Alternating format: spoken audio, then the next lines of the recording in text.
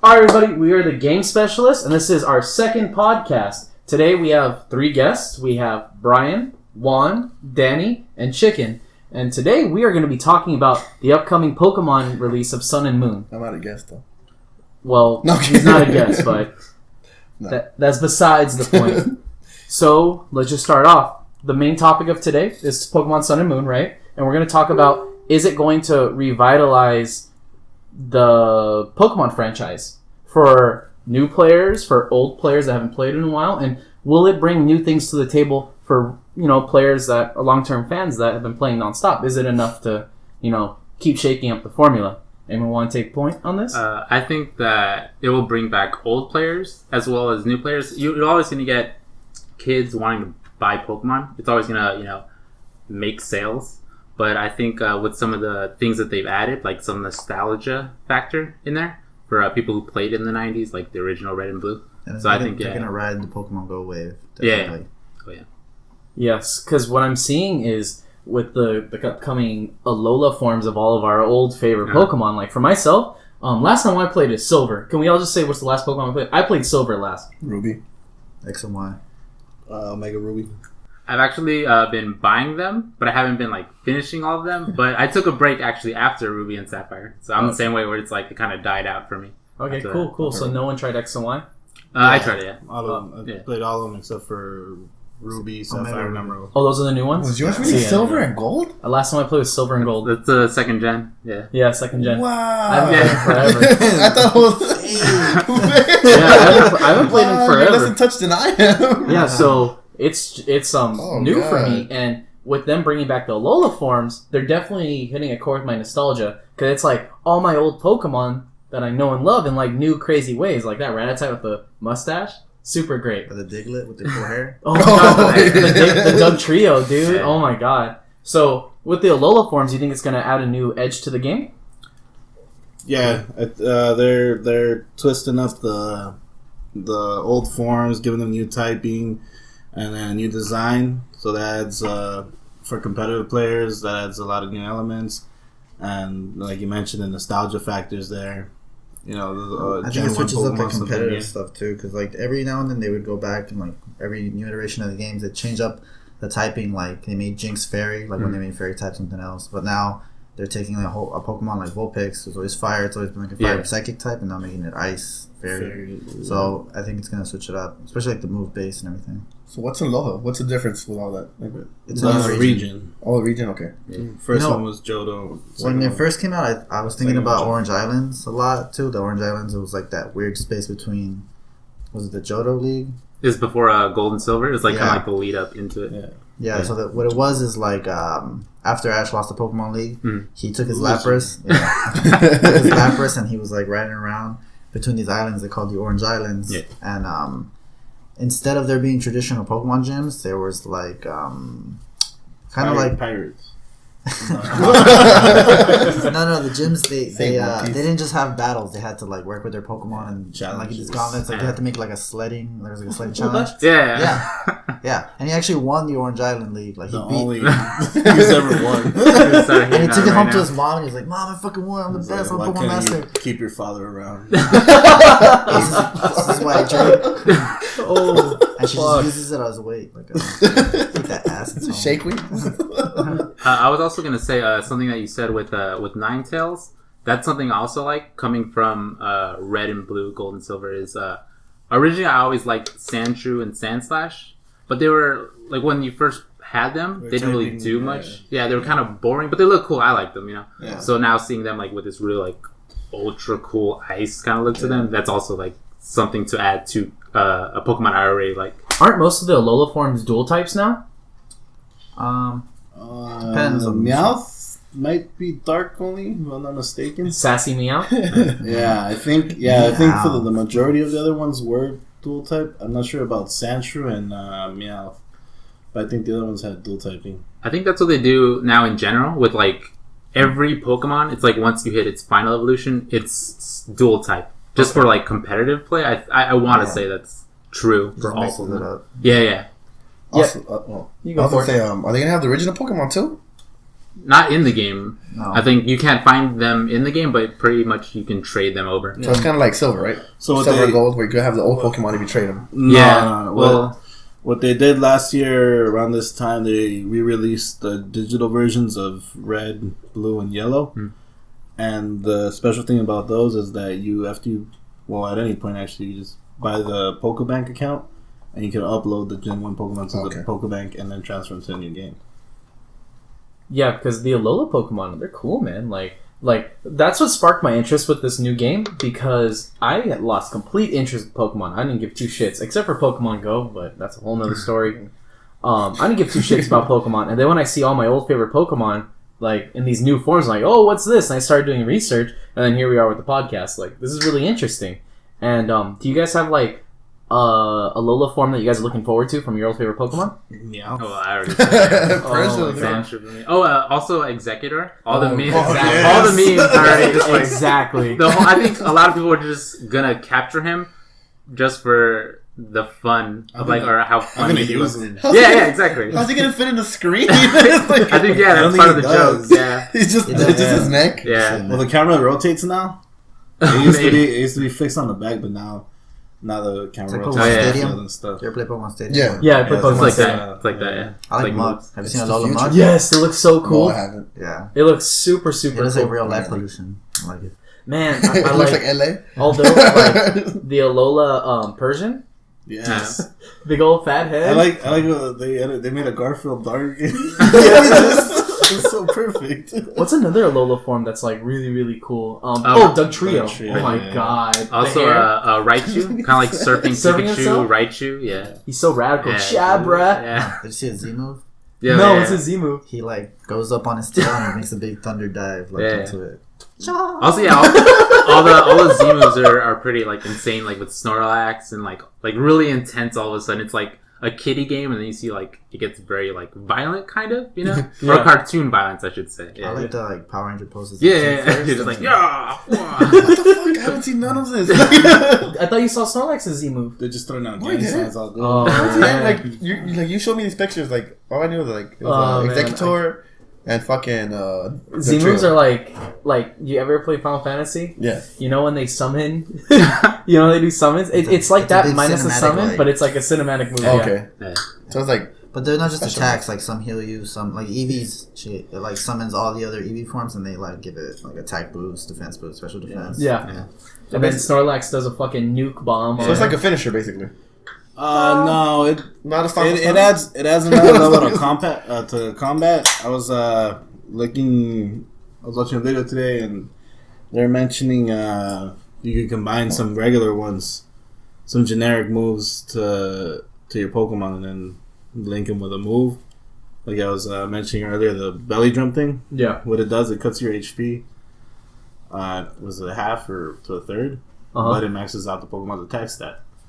So what they used to do with a Azurill, you'd have him like Aqua Jet, and then give him an item like it was like Assault Vest, whereas his stats more, so he could take out a Pokemon in one hit. Because Aqua Jet's a priority move, max attack. But they added the Z crystals, and you can link one of the healing moves to Belly Drum. So as you use that, it heals his HP back to full, and then he's got the attack maxed out. So it adds a whole new level to the competitive scene. So for Pokemon, do you guys think Z moves are a good addition or a bad addition? I think it's good. Yeah, I like it. They're mixing up the battle system. I mean, it's like how crazy can you get with like a turn based? Yeah. I guess for me personally, I guess if you're into like competitive play, it is good. But for me, it kind of feels like a finishing move, like you said. It's like, which of my Pokemon that knows Z move am I gonna like? You're gonna do it. Like I kind of feel like it would be a kind of like someone could spam that move. Like you were just like you can only do it once, obviously. Yeah. But it's like okay, he's gonna do it. Okay, I see what Pokemon he has. He's gonna do that move. Okay, you know. But that's more like if you're being competitive, you're like okay, is he gonna do this, do this, do this? Yeah. You think it's too complicated?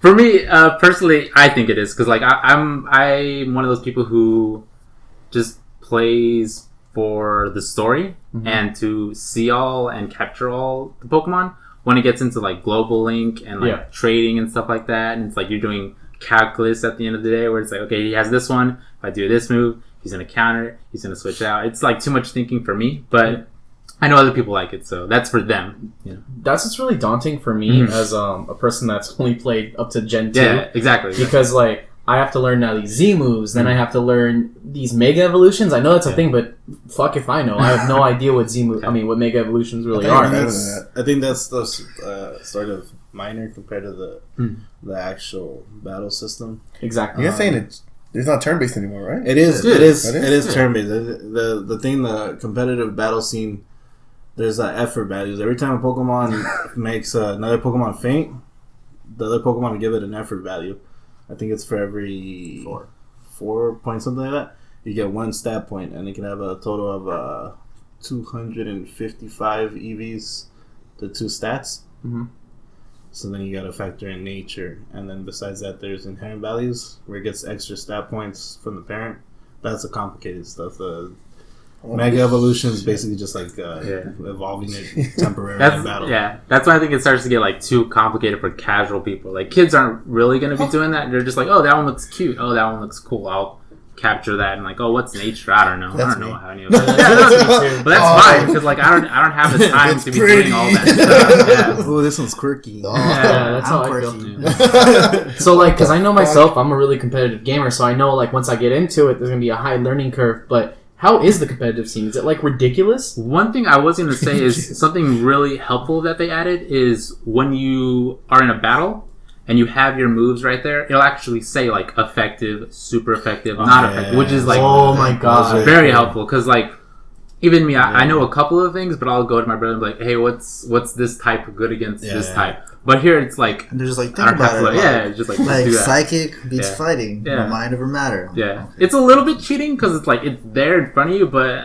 you know it's helpful because we don't have time. You know, as older gamers, we don't have the time to like learn all that stuff. I mean, for myself, getting back into Pokemon off of Pokemon Go, I literally had a cheat sheet that I had printed out, and just like this beats this beats that beats that, and that's how I survived. And like it's just so much like. All these different typings and stuff, it's really daunting for someone new like me. Because I remember the good old fashioned days when there was mainly only single type. Yeah, exactly. Fire beats water. Ghost beats everything. I remember that. It was psychic beat everything. Psychic. Psychic. Because Earthquake. That's gonna be one of those things where it's like when you're older, it's like back in my day we only had 150 and we learned them. Where like sooner it's gonna be like in a couple years 1,000 Pokemon. You know, aren't they teetering on 500? It's way past. Yeah, it's like 700. Yeah, Lord have mercy. 3 more games and we're gonna have 1,000 Pokemon. Back in my day. Oh my god! Yeah, I feel so dated. Yeah, but there's a thing I didn't like about Diamond and Pearl. It was what is that 4th gen? Yeah. That like in that one they did put in a bunch of new Pokemon, but in the same Pokedex, like for the Sinnoh, there was like Abra and a lot of the old ones. Mm-hmm. Yeah, so it's like I know that. Abra, I like Abra. Why the fuck am I gonna go out and find the new like icky Abra? You know? But I like this new like they're like. Hey, you remember classic Meowth? Where's Meowth with the twisted lemon? Yeah. Did they really change a Pokemon that much? I don't know. Well, they added like Lickitung, like other evolutions. They would evolve some others, but like in Sinnoh, they did a bunch. That's I was gonna say. I actually got out of Pokemon during Ruby and Sapphire because I felt a lot of the times it was like couples of Pokemon as opposed to like evolutions. It was like here's Plusle and Minun, and you combine them, you know. Whereas it's like with Diamond and Pearl, it's like, you like Lickitung, you like all these other Pokemon. Well, now we added an evolution to it. So it's like you like it even more. Yeah. So yeah, that's what I like. Yeah, pre-evolutions? Yeah, pre-evolutions, I like those. exactly. Smoochum. Is this new one going to have new Pokemon or is it just... It's a bunch of new, There's a bunch of new Pokemon. Talk about the buff mosquito. I don't think as much, though, right? There's a buff mosquito. Yeah. And he's like skinny unless he drinks blood. Yeah, there's a bunch of new Pokemon, and they're all... pretty much Hawaiian. There's right? There's Pokemon and then Ultra Beast, which is like a. It's kind of like Entei and Suicune. Might be instead of legendaries they're gonna use Ultra Beast, but they have introduced some Pokemon that they said were legendary. So, you know what? That's a really good segue because I was researching this game a lot for the podcast because I didn't know what I was talking about when it came to Pokemon. I still don't know shit. And I'm looking at the story of this game kind of, and it's really dark. Like for being like an island game. Like, it seems all bright and happy. It seems really, really dark. They're all pretty dark if you really think about it. Yeah. I mean, though, but we have, the sandcastle that literally suffocates Pokemon to evolve. The Pokemon specifically. I mean, Cubone wears his mother's skull. Yeah, the first one. Dude. There's a balloon Pokemon called Drifloon, and what it does, it looks like a balloon. It'll float by a kid, and the kid grabs it, takes it off to hell. What? Yeah, Drifloon. Yeah, you should oh my read god! The Pokedex entries. There's some really dark ones. Or that new Pikachu that they're trying to. They're trying to push. Oh, Sedichu. Yeah, those Sedichu. Yeah, it's not actually a Pokemon. Same. I mean, it's a Pokemon. It's not actually the Pikachu. It's wearing a blanket, so people love it. Yeah, and doesn't it make people pass out when they touch it or some crazy shit? No, like they that? see him or something, right? They look at him. Yeah, no, but Pokemon's always been black and white. Or my favorite one, Type Null, that looks like literally a Frankenstein of Pokemon. Arceus is supposed to. Is that a fucking accident? He's supposed to be that's Type Null. Like Arceus. Nasty, broken Arceus. Oh, so they try to create him? Yeah, it looks like they're trying to recreate God because Arceus is supposed to be like the Pokemon God. Yeah. I would say their attempt at man-made God. Yeah, and then on top of that... basically them getting... Pokemon's deep as fuck. Yeah, Pokemon's super deep. And then listening to you guys, the Ultra Beasts are there's debate that they're humans? Because they're not calling them Pokemon, they're calling them Ultra Beasts. There's characters that look like them. Yeah, they have same traits and stuff. Spoiler warning. Oh man, that's fucking crazy. Yeah. This game is dark. Yeah, but there's other ones I think Black and White had Team Plasma, and the whole thing was hey, aren't we enslaving these Pokemon and we should free them? And they're like Space PETA. I was gonna say it's you really felt like you were going against PETA. Right, but then it turns out that they were assholes, so it was okay to fuck them up. Yeah. But PETA caught wind of it, and they actually put out a fake game of it.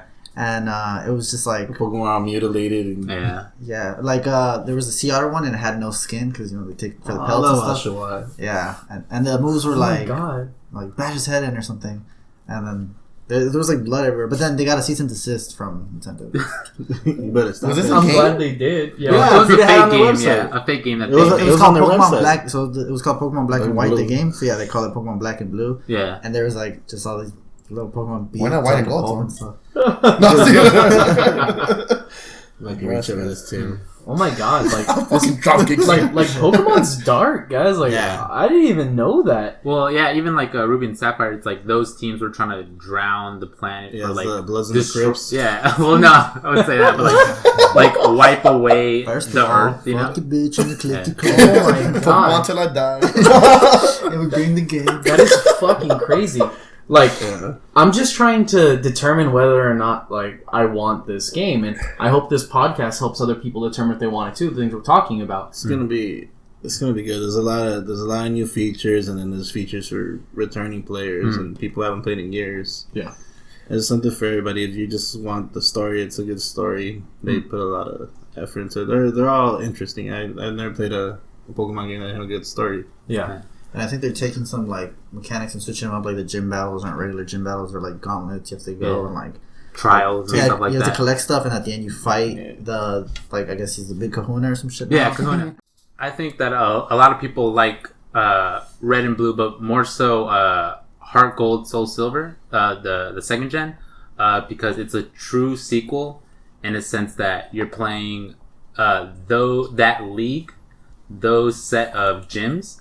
And then you're going back to the original gyms that you were going through, and it had more replayability in the sense that you had to level up your Pokemon even more, and then you go back and you fight Red, so that there's a lot more content to it.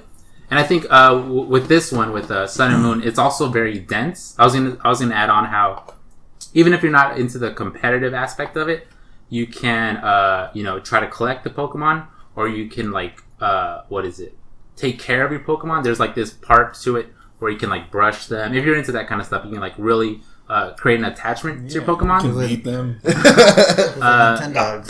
Yeah, there's a lot of content to it, so you don't really have to go out and play this certain way. There's something for everyone.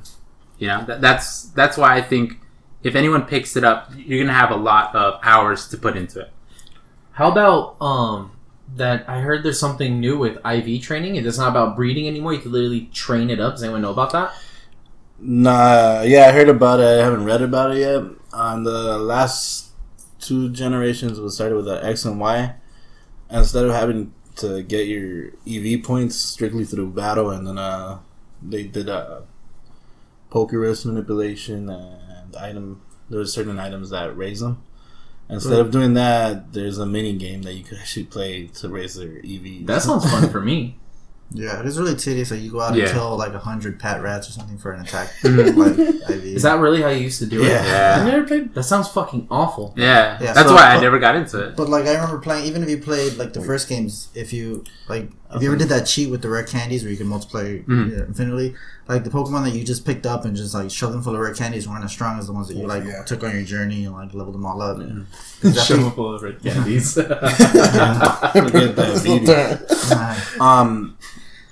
It wasn't like they figured out ways to make it easier. There's the Pokerus, which gives your Pokemon extra experience, and I think doubles your net gain of IVs, and then you give them an item. There's these bracelet items, Power Bracelet, and all those Power Bracelet doubled or added 1 to the EVs you got, plus the Pokerus.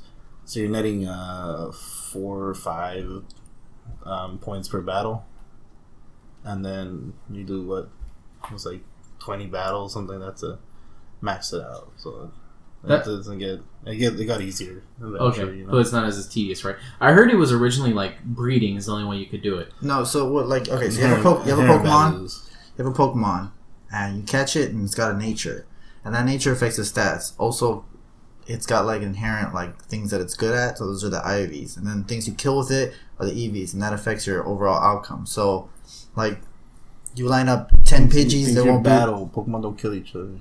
They faint. You line up 10 Pidgeys, and they could all turn out different, right? They could all, like, some are good with this, bad with, like, speed, or whatever, depending on nature, plus what you fainted all along the way. And that's a lie. Didn't fucking Gary's Raticate die?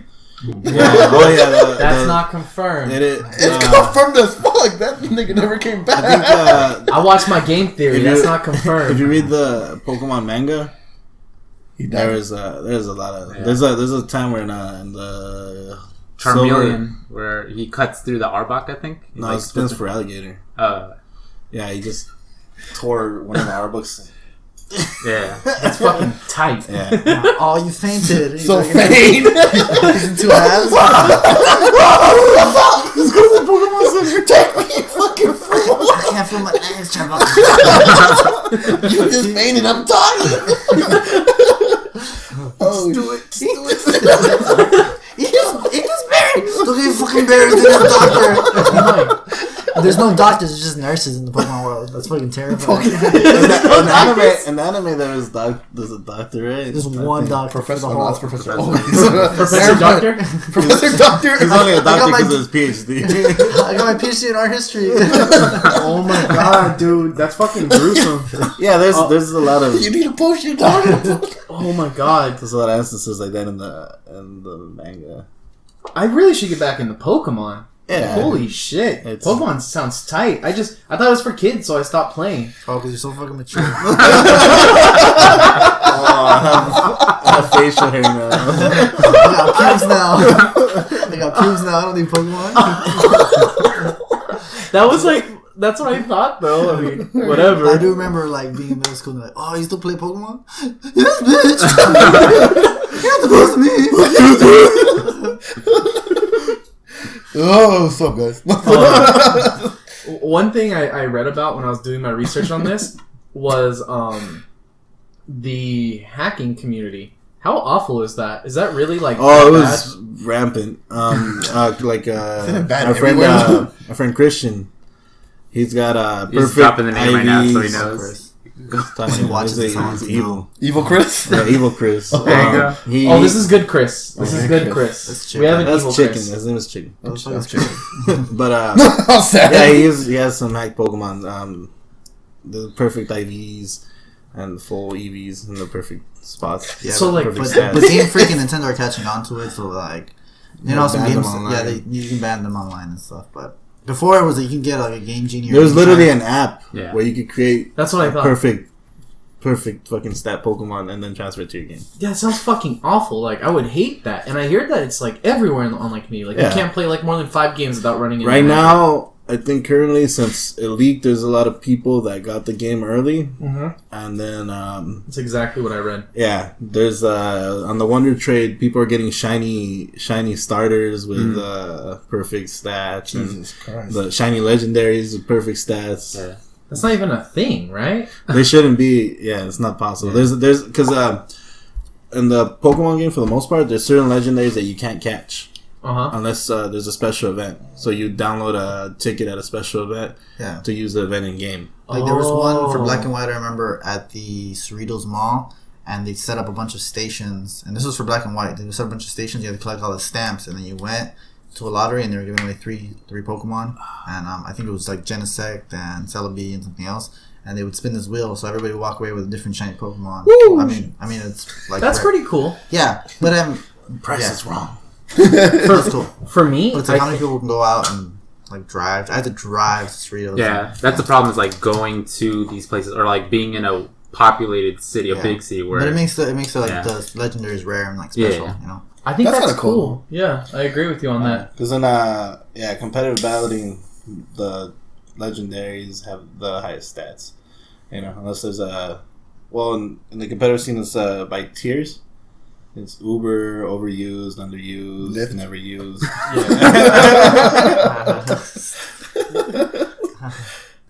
I think that's really cool. I feel like that creates kind of like a community. Because like games that make you go out and meet other people that I think that's play what Pokemon Go is a big thing though. It becomes a culture. Yeah. Not only that, but like the thing I like about Pokemon Go is that you see somebody at a park and like, oh, we caught this, and that. Yeah. Exactly. And like, I caught a Charizard. Yeah, they'll tell you like, where you catch that at? Oh, over there, like tight. I had no idea that's how the games are too, other than Pokemon Go. I don't know about that. Yeah, I think that's awesome. Sometimes they try to balance that out. Like sometimes they'll give some away at Toys R Us or GameStop and stuff. Yeah, but still, I mean, right now there's an event. You could just download it offline. A Genesect right now. Tell your friends. Yeah. That's fucking cool. Like that straight up makes me want to play Pokemon because like it's one thing about like being a part of like online message boards and like playing the online scene and stuff like that, but like to physically go out and meet other people that are playing the same game, that's how you create friendships and that's how you feel more involved and you get some weight with the game, you know? You see that beautiful new commercial? No. Oh, is it Danny Vito? No. Oh, Danny DeVito, because they didn't get him. For Pikachu. Yeah, Pikachu. Oh my god. They need to get him. The new, that's gotta be a thing. The commercial for Sun and Moon, this little kid from Japan moves to Hawaii and then he makes friends with the little island kids. Yeah. And they start playing Pokemon together and they go to the secret spot and the older kids are there. And they're like, oh yeah, get out of here. They're like, nah, we'll battle you for the spot. And they lose. So, you know, they start going around and networking with people and people start teaching them how to use the competitive stuff. So, you know, they're doing battles and getting better and stronger and trading, you know, the whole, you know what Pokemon's about, you know? Yeah. And then they go back and beat the big kids and then, oh yeah, you hard as fuck, my boy. And then they shake hands. That's fucking tight. Yeah. I was like, so maybe we could take over the crypts. Yeah. And then the little boy, like, I guess he was, he's there for, what's up, bro? You want to battle? No. He's there for vacation or something. He ends up going back to Japan and he's all sad, but then he gets a trade request and it's his friend from Hawaii. Aww. The little chunky boy from Hawaii sends up Pokemon, so they have each other's Pokemon. That's fucking tight though. Nice. I mean, that's true though because I feel like video games bring people together. That's why I'm always a huge advocate for video games because just put in perspective, the way I met Chicken is online.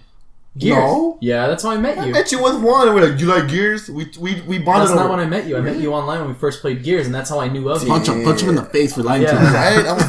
Either I'm a bad friend or you're a liar. That's how I met Chicken originally was online. That's how I got to know you before I started talking to you because we used to like know each other kind of.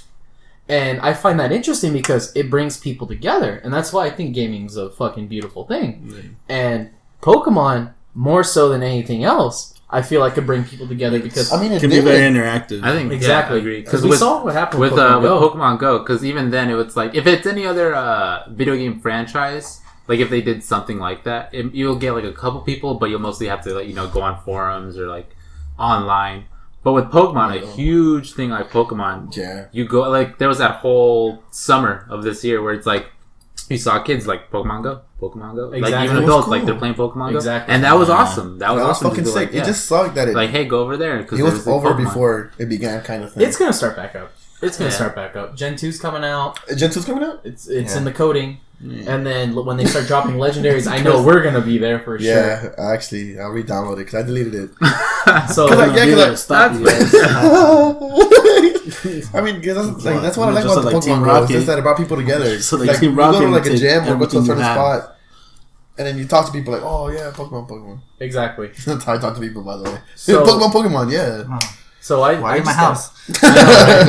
So I mean, we have to do closing remarks now. We're hitting our time limit. Yep. So anyone have any last things to say about Pokemon? Because then me and Chris are gonna weigh in if we think it's worth giving Sun and Moon a shot. I think we should just go around and say our favorite Pokemon. I'm down to say our favorite Pokemon before we close out. All right, Brian, you first. Favorite Pokemon? I would actually have to say Cubone. I like Cubone because when I first saw him, he reminded me of like a superhero. He had like a weapon. He had like a mask, you know? Yeah. Kind of like Batman. I know like a lot of people say that, but like even before that. Parents are dead. Hey, that's what they say. And I will say also that my favorite starter, I usually go with Squirtle. Yeah, I'm part of that team. Yeah. Oh, so we're doing starter and favorite? No, that's what I'm saying. I'm down with that's a lot of people. Also, what version you get, Sun or Moon, if you buy it? My brother's getting Sun. I'm getting Moon. Okay, go for it.